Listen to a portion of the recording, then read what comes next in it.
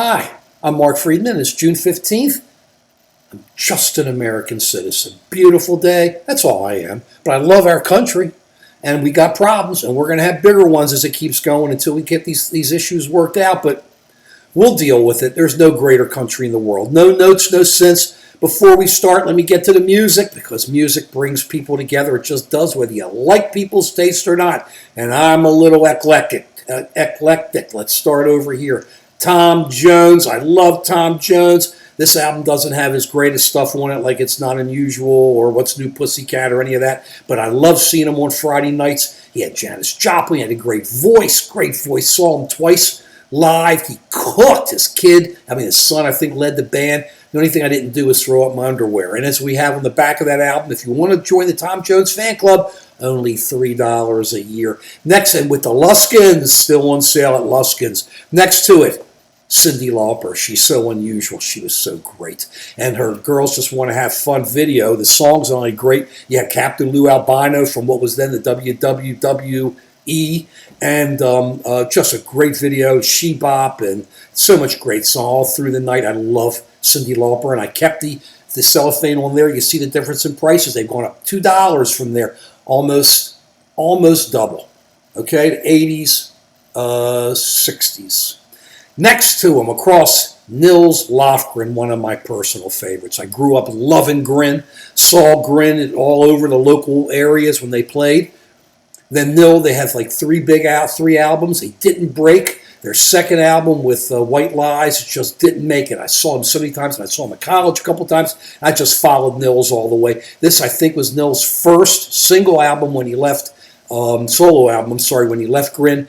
Great album, just rock and roll crook, and what did he play? Some Carole King on here, and 2x2 and stuff. Just some really great music. Nils went out west, close with Neil Young, played with Crazy Horse, and you all know who Nils is now, who Nils plays with now. Great guitarist. I just love him as a solo act. That was just goes back. It just kind of hits my heart. Okay, who are we talking about today? Rand Paul. I mean, he is totally out of it. We've talked about him before. Rand Paul's one of those guys, Senator Rand Paul. He's one of those guys who you went to school with, and he was always a little snarky, but he thought he was cool, so he'd always kind of throw some ideas, a little crazy little line out there, because he was just cool. And that's Rand Paul. So what does Rand Paul say the other day? Hey, it's majorities that bring us Jim Crow laws. Rand Paul needs glasses. Isn't he an ophthalmologist? He sure can't read too well, so he needs better glasses to read history. Let's get a couple things straight. Number one, the majority rules with heavy safeguards for a minority, but the majority is supposed to rule. Republicans don't understand that, but that's a problem that Rand Paul has. Let's get into history, okay? Because Rand Paul is so totally lost here, it's not even close. Majority. What's his definition of majority? Who's the majority? What's the majority? Majority rules leads to Jim Crow. Back then, this was after the Civil War, Reconstruction was falling apart. We had 4 different types of groups. There were some other minorities, but you had white women, you had white men, you had black men, and you had black women. Okay, and some other minorities out there, but that's basically where the action was.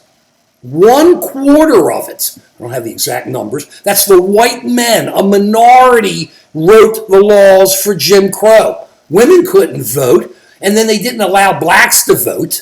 They just didn't. Rand Paul has a problem. He didn't read history. I don't think he understands that there were black people in American history. I don't think he understands that there were white women who couldn't vote in American history. All he sees is the white man who back then in his mind was a majority, and the majority then turned around and wrote the Jim Crow laws. No, Rand Paul, a minority did. A minority of bigoted, sick people did. And that's the truth, and that's history. Wake up, man. This is a U.S. Senator?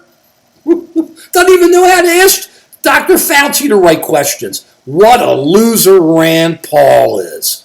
Ugh. Peace.